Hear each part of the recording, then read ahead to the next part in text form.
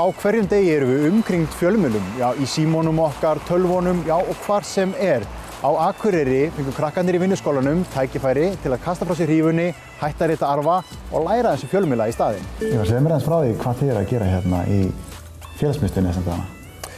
Já, herri, við sem sagt fáum krakka sem í unglingavinnunni og fáum hópa sem að koma til okkur í 4 daga og við fáum krakka úr mismunandi hópum, eða mismunandi skólum og þau koma saman hérna hjá okkur í félagsmiðstöðinni og við byrjum að kynna þeim fyrir fjölmiðlum og fjölmiðlafræði og svo vinnum við okkur út í það að fara að skrifa greinar og klippa viðtöl. Við skiptum hópnum upp í 2 hópa og annar skrifa greinar og hinn tekur upp viðtal. Og þá bara svona byrjar þannig að þau fá létta kynningu á sínum hlutum. Ég fer með yfir hver að skrifa blaðagreinarnar og svo fer Sölvi með þeir sem að taka viðtöl. Hlýtur að vera dálítið skemmtilegt að taka móti krökkunum. Þau eru búin að vera úti að raka gras og reyta arfa og koma til ykkar. Þetta hlýtur að vera skemmtilegra. Já, svo líka eftir hvern dag þá fáum við svona feedback frá krökkunum og þá ræðum við hvað gekk vel og hvað má bæta. Af því við vildum alltaf bæta skólan okkar. Og þú veist, eitthvað sem var sagt í hverju einustu viku og það var bara, þetta miklu skemmtilega en að vera að reyta arfa. Þannig að þetta var svona góð núllstilling fyrir krakkana. Á hvernig markmiði náðu að vera skemmtilega en að reyta arfa? Það er rétt. Það er ekki erfitt. En hvaðan kemur svona verkefni? Sko, þau eiga að fá einhverja fræðslu yfir sumarið og þá velja þau hvort þau koma til okkar í fjölmiðlafræðslu eða fara upp að 3. hæð og fara í sjávarútvegsskólann. Og þau bara að fá val hvort þau velja og þá, krakkar sem við fáum til okkar, þá bara með þau í þessa 4 daga og þau fá sína krakka og vera með í 4 daga. Og það allir krakkar sem í unglingavinnunni, jafnvel þóttu séu að vinna hjá fyrirtækjum eða leikskólum eða hvað við að fá alla krakkana af því þau eiga að fá einhverja smá fræðslu. Skiptir þetta einhverju máli fyrir krakkana að vera að læra á fjölmiðla? Já, mér finnst það mjög mikilvægt. Við kennum þeim til þess að beita gagnrýni hugsun og hvernig þau að trúa ekki öllu sem þau eru að lesa. Það stærri mynd á baki hvað sem þau eru að lesa og þau eru bara að taka allt inn. En mér finnst að þau eru að flokka þetta aðeins niður og hvað þau að trúa og hvað þau að skilja eftir úti, skilju. Þannig með því að vera að vinna fréttirnar sjálf að fá þau svona pínu innsýn í hvernig það virkar alltaf. Algjörlega. Og þau, eiga að safna sér heimilda og velja úr heimildum líka. Bara þetta ekki góð heimild. Þau skynja alveg hvað góð heimild og hvað vond heimild. Og það bara svona, grunnur sem við þurfum að kenna þeim að fara út í lífinu með þessi gagnrýna hugsun. Það svo mikilvægt. Sérstaklega, í bara hverju sem við tekum við fyrir lífinu. Sölvi, hérna eru við fyrir utan Rósenborg og hérna eru við búin að fá krakka til ykkar í fjölmiðlaskólann. Hvernig hefur gengið? Það hefur gengið mjög vel. Þetta búið að vera mjög skemmtilegt. Sérstaklega vegna þess að við fengum svolítið frelsi, ég og Ívar, til að smíða þennan skóla sjálfir og við vissum ekki alveg út í hvað við vorum að fara til að byrja með en þetta hefur gengið bara vonum framar og við erum sáttir með afraksturinn. Finnst þér að skipta máli í nútíma samfélagi að við séum að mennta ungt fólk í fjölmiðlum? Já, mér finnst það rosalega mikilvægt.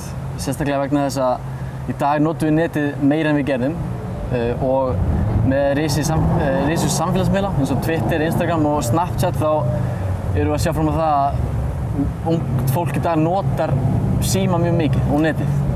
Og eins og þegar þú byrjar að læra á bíl eða þegar þú bakar köku og fyrir uppskrift eða fyrir ökuskólann en þú farð aldrei neina kennslu á því hvernig þú átt að haga þér á netinu almennt og hvernig þú getur siktað út hvað satt frá því hvað ósatt. Og það einn af þeim hlutum sem við reynum að kenna þeim. Það gagnrýn hugsun og að ekki trúa öllu sem þú lest og það fram til göðunum. Þetta alveg rétt að sem þú nefnir. Ungt fólk alltaf tengt, það alltaf með síman á sér og það alltaf að fá tilkynningar það sem að gerast. Já. Og það alltaf í stuði, eins og þú segir, stuði sambandi við eitthvað annað og finnst það vera skyldugt til þess að svara alltaf eða láta alltaf vita sér hvað að gera. Við erum að sjá krakkar til dæmis senda yfir 100 Snapchat á dag með engum texta. Eins skrítið það bara til þess að láta vita af sér og til að fá svör af því það svo hræðilegt að vera ópinaður á netinu. Það sem rosalega furðulegt. Og mér finnst samskiptin okkar að færast meira og meira á netið og þar eru þau yfirleitt grynnri, oft bara í einni setningu eða minna og þetta mannlega, þetta svona þessi mannlegu samskipti mér finnst að vera að minnka hjá okkur í dag. Finnst þér þú hafa lært eitthvað á þessu verkefni sjálfur? Já, bara heilan helling. Bæði fjölmiðla fræði og hvernig við höfum okkur almennt á netinu. Við vorum með fjölmiðlaskólann í 3 vikur og við vorum með nýtt þema í hverju viku. Fyrstu vikunni var þema fíkn, áfengi og vímuefni og þess að þar. Og þá fengum við að tala við henni Önnu Hildi sem vinnur í SÁÁ. Og þá þurfti ég aðstoða krakkarnir að vinna heimildavinnu fyrir það og bara að gera það, þá lærirðu rosalega mikið það málefni. Viku 2 var þema okkar andleg og líkamleg heilsa. Þá fengum við að tala við Hjalta Jónsson, sálfræðing. Og þá maður vanmetur svolítið hvað maður lærir mikið af því að vinna eitthvað sjálfur. Bara að setjast niður og skrifa hlutin upp í þínum eigin orðum svo rosalega mikilvægt til að þetta prentist inn í hausinn á manni. Og viku 3 þá vorum við var þema okkar netið og samfélagsmiðlar. Heldurðu að þau horfi á fjölmiðla einhverjum svona öðrum augum eftir þennan skóla? Já, ég trúi ekki öðru. Annars hefur okkur mistekist mjög illa. Ég held að þau átti sig, fyrstulega þá þurftum við bara ekki að segja þeim og kenna þeim hvað fjölmiðlar eru. Þau áttu sig ekki alveg á því og þau vissu það kannski en þekktu ekki hugtakið á baku það. Og það að samfélagsmiðlar eru hluti af fjölmiðlum komið mjög mikið á óvart. Heimspeki hefur aldrei verið mín sterkasta hlið í skóla, enda var maður kannski alltaf að læra bara fræðin á bakviðana. Í leikskólanum Lundarseli og Akureyri eru krakkarnir að stunda heimspeki. Það heimspeki að mínu viti.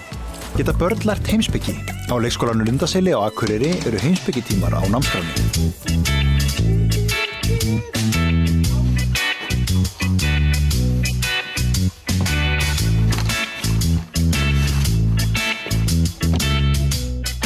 Í 1999 þá hófum við þróunarverkefni hérna, sem stóð í 2 ár. Þá vorum við að athuga hvort að leikskólabörn og íslenska barnabókmenntir ættu vel saman. Nota íslenska barnabækur þá sem samræðustökkpall. Og við fengum þá í lið með okkur Hrein Pálsson, heimspeking og fleiri góða. Þess að skoða það í 2 ár og gerðum heilmikla kennsluleiðbeiningar með fullt af íslensku barnabókmenntum sem allt má finna á heimasíðunni okkar. Og það upphæfið. Það sem við erum að gera, við erum að reyna bara að búa til smá svona umræðu samfélag.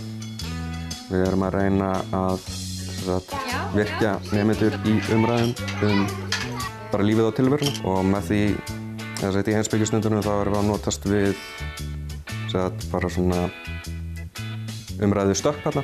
Við erum að kveikja einhvern áhuga, kveikja samræður, umræður, æfa okkur að skiptast á skoðunum og rökstyðja hvað við erum að segja, hvað meinum við, hlusta á hina, vera sammála og vera ósammála. Og því að það er alveg erfitt að vera sammála og ósammála. Við erum aðeins að átta okkur á samtalinu. Þetta skemmtilegt. Þetta svona heimspekileikur. Þetta fjölbreytt. Þetta kemur inn á svo margt, þú getur blandað þessu saman og svo margt. Það hægt að vera leira og spjalla og mála og spá og það hægt að fara niður á listasafn og skoða þar fallega myndir og velta fyrir sér hver ákveður þessi mynd er falleg. Ef að ræða það, gildin á bakvið, þetta er svo fjölbreytt. Náttúrulega eins og heimspeki er kennd í framhaldsskóla og í háskólum, þá er verið að kenna meira heimspeki. Það sem við erum að gera er að við erum að stunda heimspekina. Við erum ekki að kenna einhverja kenningar, heldur erum við bara að tala saman. Þannig að bæði kennarar og börn geta fundið sína leið í heimspekisamræðinni. Ok, ef við tökum eitthvað dæmi, geturðu sýnt mér eitthvað? Já, hérna erum við með eitt dæmi sem við byrjuðum að taka örugglega bara í fyrsta heimspekitímanum sem ég tók hér. Þetta er dæmi sem ég kynntist í háskólanum í heimspekinámi og hugsaði með mér að það væri mjög skemmtilegt að vinna þetta með krökkunum. Já. En hérna erum við með legokubba. Og með þessa legokubba eru þeir eitthvað núna. Er þessi hrúga legokubum, hvað er þetta?